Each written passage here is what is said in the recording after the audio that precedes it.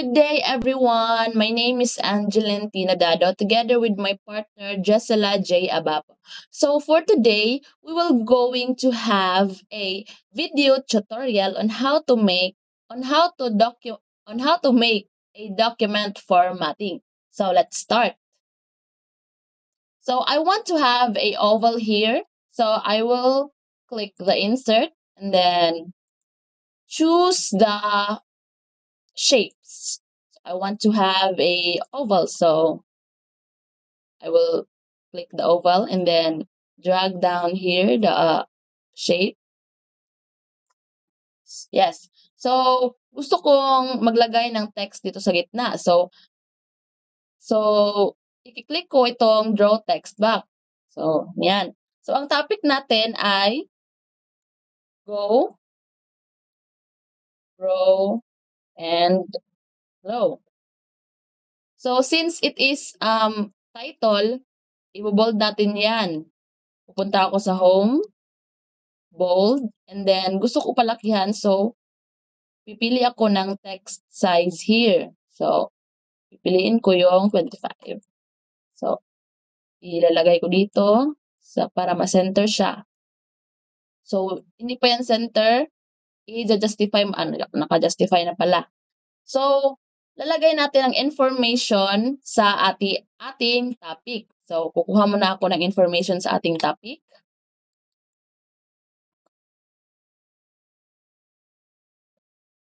So, yan. Ito ang ating topic. So, i-enter ko yan. At i-drag natin to. Ang ating title. Dahil dito yan nararapat. Enter natin. Enter. Itatab natin yan. So, i-justify muna natin.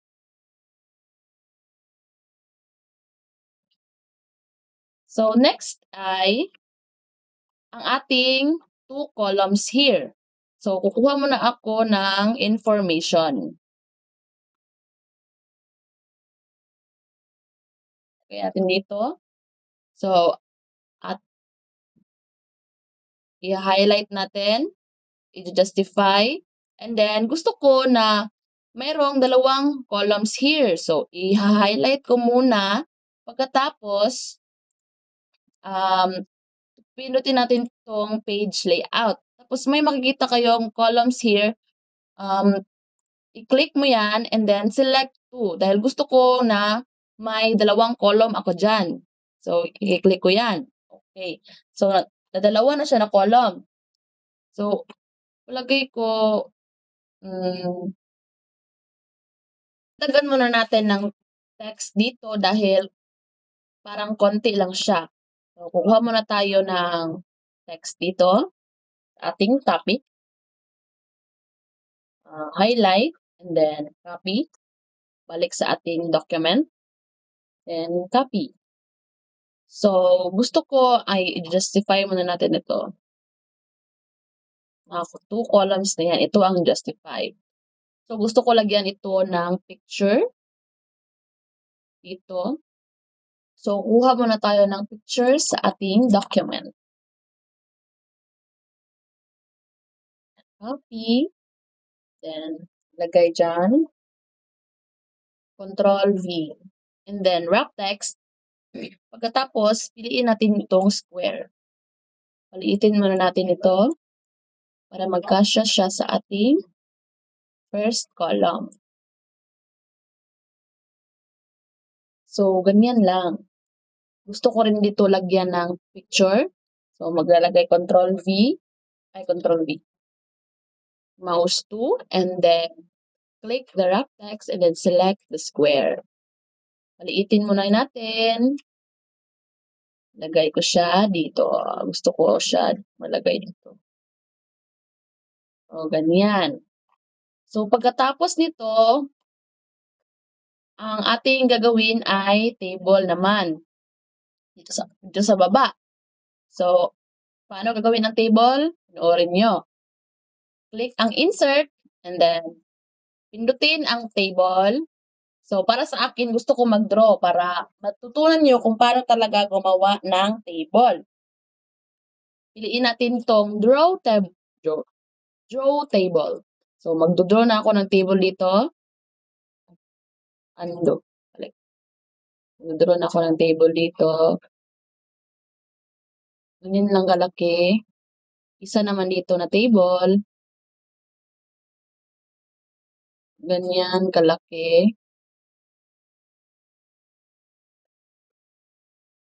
Dito naman, last na table. Ganyan kalaki. Lalagyan natin siya ng linya dito dahil ito ang ating lalagyan ng text. Linya. Ilo-long press mo lang ang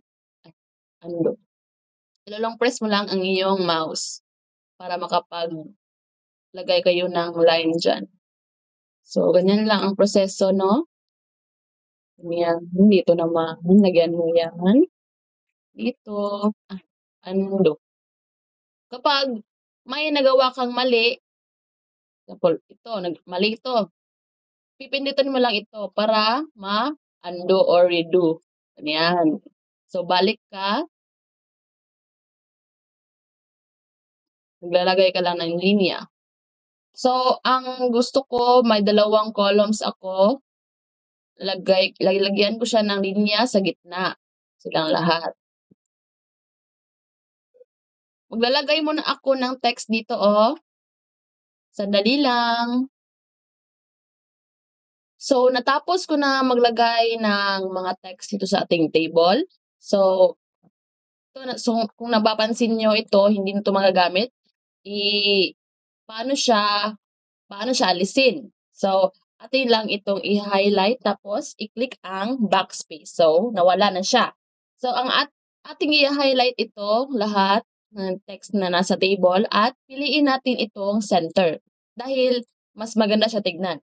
So, kung gusto nyong kulayan itong category at examples, pwede naman i-highlight mo yan tapos pili ka lang dito sa text highlight color. So, para sa akin, pipiliin ko ang red. Pipiliin ko din dito ang red. Dito din, red.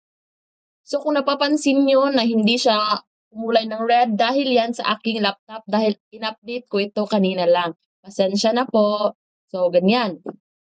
May table na tayo dito sa Go, Grow, and Glow. So, pagkatapos niyan ay dito na tayo sa last part na mag-a-add tayo ng pictures here. Teka lang, kukuha muna ako ng pictures, ha? Dito tayo kukuha ng picture sa ating document. Mouse to, click the mouse to, and then select copy, punta sa ating document, and then mouse to again, and then ipindutin mo lang yan. So, ganyan. Click natin mouse to, wrap text, and then square. Para ma-move mo yan kung kahit anong gusto mo. Gusto mo palakihan? O, ganyan. Kuha muna tayo ng another picture. Mouse to again. Copy. Then paste here. Pinutin mo yan. Wrap text and then select square. So, ati siyang i-balance ang size niya. Ilalagay natin dito. Wrap text and then piliin natin square. Ilalagay natin dito. Ano ba to? So, ate siyang i-aayos. Square. Lagay muna natin dito.